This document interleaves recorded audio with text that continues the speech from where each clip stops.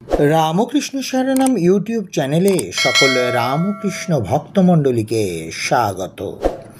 আজকের পাঠের বিষয়, মা কি কোথাও গেছেন? মা তো এখানেই আছেন। জননীং শারদাং দেবীং রামকৃষ্ণম জগদ্গুরুম পাদপদ্মে তয়োশ্রিত্বা প্রণমামি মুহুর্মুহুঃ। পিসিমার দেহ রাখার খবর শুনে খুব কেঁদেছিলাম। কিশোরী মহারাজ আমায় কাঁদতে দেখে বলেছিলেন, কাঁদছিস কেন রে বোকা? মা কি কোথাও গেছেন? এখানেই তো আছেন। মহারাজের সেই কথা এখনো আমার কানে বাজে। আমি বিশ্বাস করি পিসিমা আজও জয়রামবাটিতে তাঁর নতুন বাড়িতে আগের মতোই রয়েছেন। আজ আমার বয়স 90-এর কাছাকাছি।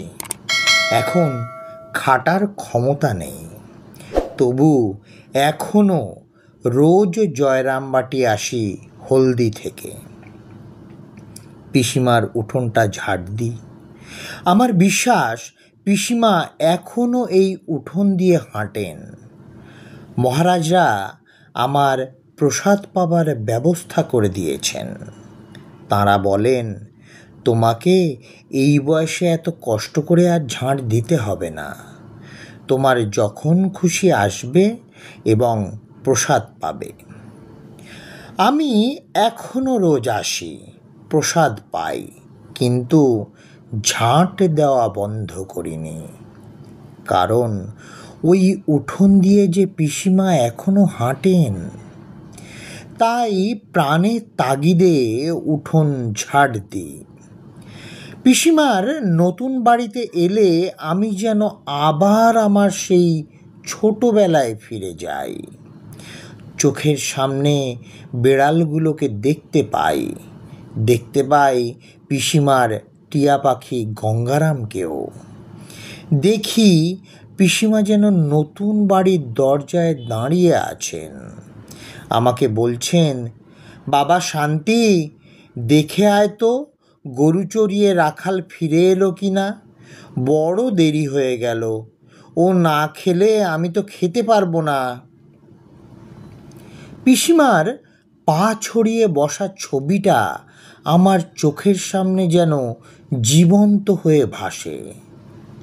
বৃদ্ধা, কিন্তু দু চোখে কি মমতা। তবে আমি কিন্তু একদিন পিসিমাকে অন্য এক মূর্তিতে দেখেছিলাম। আমি আর আমার দিদি সেদিন পিসিমার নতুন বাড়িতে গিয়েছি। পিসিমা বাড়ির বারান্দায় বসেছিলেন। হঠাৎ দেখলাম পিসিমা উঠে দাঁড়ালেন।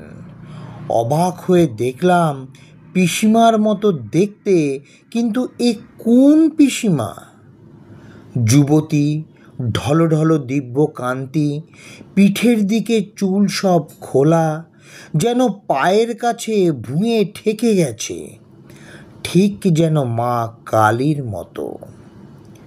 দিদিকে ভয়ে ভয়ে চুপি চুপি বললাম, দিদি, পিসিমাকে দেখ, কত চুল পিসিমার মাথায়।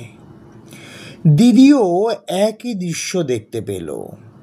ভয়ে এক ছুটে দুজনে বাড়ি চলে এলাম।